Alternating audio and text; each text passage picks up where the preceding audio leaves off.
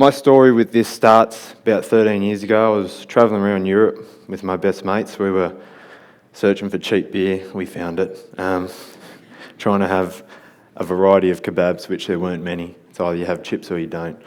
And we're just enjoying each other's company, just enjoying Europe, enjoying what is life. And we found our way to the Heineken Brewery Museum, which is in the Netherlands, and still can't remember if I saw the missed call or just got the voicemail, but checked the voicemail as my daddy said, "Hey Matt, just want to let you know that I love you." And we were a family that said that all the time, so nothing was too much out of the ordinary, but something felt off. So tried calling him back, no answer.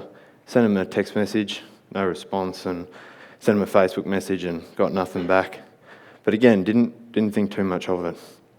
3 days later, we found our way to London, and I woke to a voicemail from my mum, and something was clearly wrong in her voice, and it's a little bit embarrassing to admit what I call my mum, but called her back. I said, "Hey mummy, what's up?"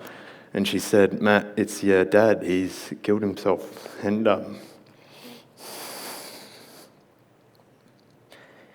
mate, suicide, obviously there's a lot of pain for the people that make that decision, but the other people on the side of it throws you for a loop. It's hard to comprehend. In his final moments, he thought of me and still went through with it.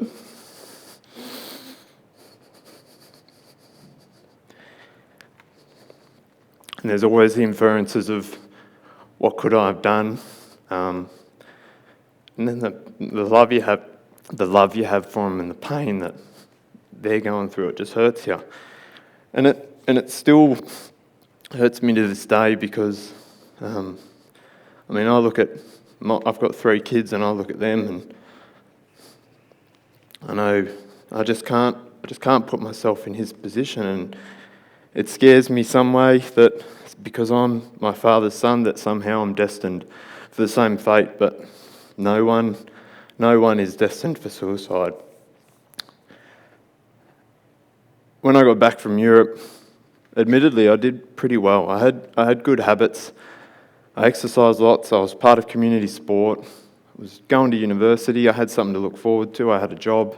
I had good mates, and I hung out with them lots. So I did well. I really got back into life and just kept moving. But I adopted this somewhat naive optimism that you can control what happens to you. You can avoid pain in life. And it worked for 9 years. It really did. But then one day I was tying my shoelaces. I was getting ready for my weekly display of lack of coordination at indoor cricket. And got a call from my mum, and she said, "Matt, I'm at the doctors. They've just done some scans. They found some stuff around my belly, and they think it could be cancer." You go into damage control, it's like, you don't know yet. Let's just see. 3 days later, it was confirmed, stage 4 ovarian cancer, and it's just hard. Went into damage control. We were going to move out to my mum's house to be with her through the treatment, and when we got there day one, sitting around the coffee table, and I said, "Righto girls," my now wife and my mum, "Righto girls, I'm going to get an ice cream. Who wants one?" So I drove to the servo, and I just remember saying to myself, I don't want this to happen again. I don't want to lose my other parent. And I broke down, because that naive optimism that you could avoid pain shattered. And I don't know if anyone here, I'm sure there's many of you who've been rudderless for a moment in time where you have a belief structure that's just proven wrong, and then there's this void in yourself, and you don't know where to go. And in that void crept a pessimism. I started thinking I was sick. I started thinking things would go wrong at every corner. And I just had this constant state of fight or flight that I know many of you know. It's that thing that sits in your chest, and sometimes you just want to scream, other times you just don't know. And I remember I had a vivid dream at the time, and it just perfectly encapsulated what I was going through. I was sitting in the passenger seat, and there was some bloke driving the car, and he was just being reckless as, doing donuts, speeding, just being an idiot. And I couldn't do anything, and that's basically what was going on with me. I was in this emotional, irrational, heightened state, but at the same time I was aware of it. And you don't know what's going on here, and because you're aware of it, it adds to the frustration. I remember driving home one day and just being so frustrated. Like, when the bloody hell is this going to, change? And often moments of reprieve would come after exercise. Fortunately, I had those habits: exercise, mates, chores, tough tasks, work, whatever would take your mind away from it for just a moment. And it would put you back in that passenger seat to go, I feel normal again. But then old Harry over here would start doing donuts again, and you'd be thrown for a loop again. But with each moment of reprieve came a little bit of hope. It's like, I feel normal. I can feel normal again. So you just kept pursuing it. Exercise, mates, professional help, whatever you could do to just move yourself a little bit forward, improve your foundation. It won't solve your problems in the moment, but it'll improve your ability to solve them down the track. And those moments of reprieve got bigger. And as they got bigger, that hope turned into belief, and it turned into this new belief. Instead of that naive optimism, it's, life can throw you curveballs. It can kick you in the teeth, but you aren't what happens to you. You are how you respond to it, and that's tried and true. I don't know why I didn't know it before. It would have been helpful. But it's just the most sustainable thing I've come across. And out of that came a desire to help others, because when I exited that moment, I was proud of myself. I'd been through the hardest 3 months of my life, and I kept at it. I kept going, and I wanted to help people like myself, but more importantly, I wanted to help people like my dad who didn't have those moments of reprieve. So 4 years ago, a community was started called Running for Resilience, and its goal was to save one life from suicide as many times as possible. And as soon as I shared my story for the first time with this community, and as soon as people came to the group, you could just see shoulders relax in real time, because this message isn't unique, but it's one that's not spoken about too often. It's people kind of arrive at these conclusions themselves, but don't validate it with others. And when I put my message out there, everyone came out of the woodwork, and they're like, I do the same thing. And that validated mindset, with that sharpening of the tools, that resilient tool belt, I was going to need it, because about 2 years after my mum's diagnosis, she descended into the throes of cancer. She hadn't eaten for a few months. She lost her strength. It's a hard disease, gee whiz. But I also had the birth of my first son. So it was a fatiguing time, but fortunately I validated that mindset, and I was like, right, I'm going to exercise every day, whatever it is, don't know, but I'm just going to do it every day. So when I go into hospital, I'll be calmer.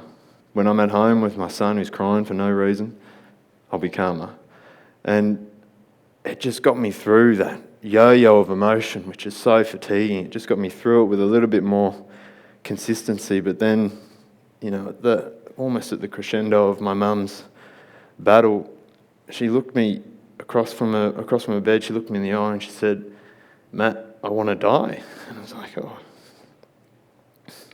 Again, it's so hard to see someone you love in so much pain, and again, it's so hard to see somebody not want to embrace the life that, admittedly, not as much, but the life they have left. But I said, Mummy, I said, I don't want you to die, but I'm 100% in your corner. And yeah, it was hard, but it just opened my eyes to my dad's position, where He just felt like he had nowhere to go. He'd lost all hope. And he thought the world was going to be better off without him. This kind of coincided with Running for Resilience was getting bigger. We were saving lives. People were coming out and they were saying, mate, thank you. I don't want to take full responsibility as a community and, themselves as well, but we influence people not making the decision to take their life. And so we changed as many times as possible. We think as many times as possible is making Canberra suicide-free. And that's because no one is destined for suicide. That means when they're born, it's not a predetermined fate that they will make the decision to take their life. So if that's true, then it's possible that each suicide can be prevented. And if it's possible that each suicide can be prevented, it's possible that all suicides can be prevented. And you look around the world today, you look around the people here that are saying great messages. We got here because we pursued what's possible, not what's probable. And so we owe it to the people before us, we owe it to the people around us, and we owe it to the people after us to pursue what's possible. And the way we're going to get there is, it's complex. Suicide is hard, but funnily enough, it comes back to that original goal. And one of the reasons this was emotional, for obvious reasons, one of the reasons is I pretend I'm talking to my dad as if he doesn't know what happened after he died. And we've got to talk to that one person. We've got to view him as an individual, because everyone's struggle is relative to their own position. But it's the same. It's a hard time. But if I could tell him one thing or a few things is, mate, I know you're in pain. I believe you. But I know you're wrong. I know this isn't the decision. And somewhere in between those two truths is because he knew he was right. That's why he made the decision. I knew he was wrong. And somewhere in there is the truth and the key to solving this problem. But if the odds are there's plenty of people in this room and there's someone on the other side of this computer that's doing it tough, and mate, the message is the same. Is what you're feeling is real. It's hard. I know you're doing it tough, but I believe in you to overcome it.